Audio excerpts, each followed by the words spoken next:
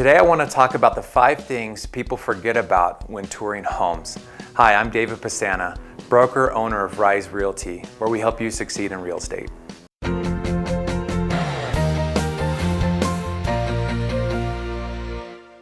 Well, thanks for watching today, and if you're looking to tour homes, I encourage you to create a favorites list on our website. This list will help you remember those homes that impact you and you want to go see.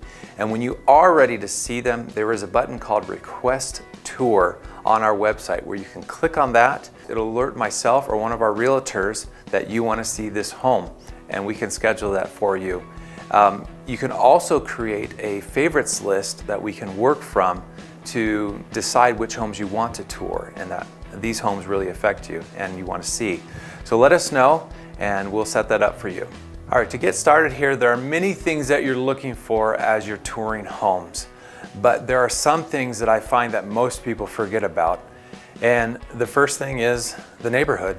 What I want you to remember is to look at how are the homes around me being taken care of.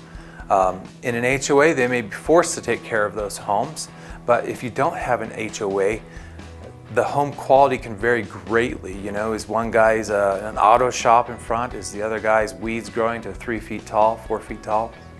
So don't forget to take time to drive the neighborhood if you really like the house. The second thing I want you to be aware of is the smell. Now, if it smells bad as soon as you get there, obviously you're alerted to that, but it's really important to drive back to the house at different times of day. Here in Utah, we have, sometimes in the morning the wind could go from south to north, or then it switches from north to south. And what I find is that if you're within a mile or two of a sewage plant or the lake, even a farm, the odor can be bad at certain times of day. And if that really affects you, you want to make sure that you're aware of that before you go ahead and put an offer on a home. The third thing I want to make sure that you look at is the land itself. Is it prone to flood or wildfires?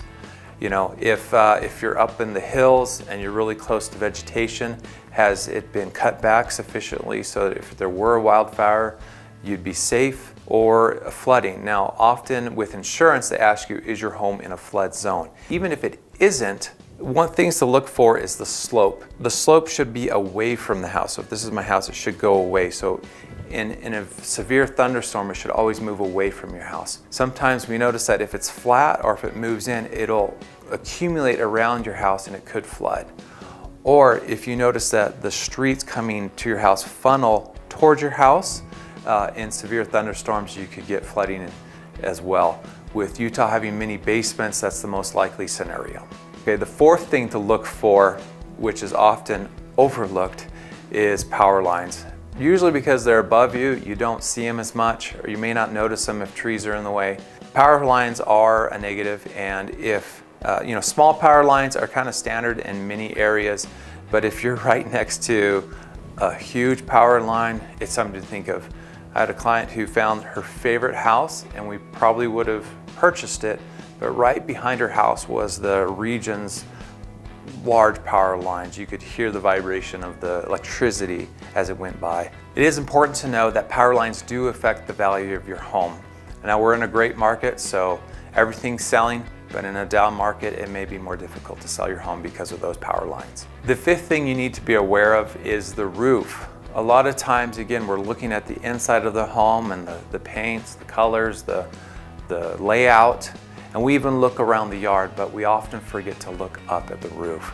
Just make sure you notice if there's any missing shingles, if it looks like there's wear and tear on the roof, it'll have a lot of discoloration. As you check out that, you'll have a better house because roofs are very expensive, and you want to make sure that as you put a bid on a house, you're not bidding it based off of a roof that's going to last for 10 years when this roof is really at the end of its useful life and will cost you thousands of dollars to replace. So thanks for watching. Again, I'm David Pisana, broker owner with Rise Realty. If you want to see homes, please give us a call. We can help you. And if you forget these things, no worry. That's why you have us as realtors to help make sure that you aren't forgetting anything as you look and tour at homes. Thanks for watching. Bye.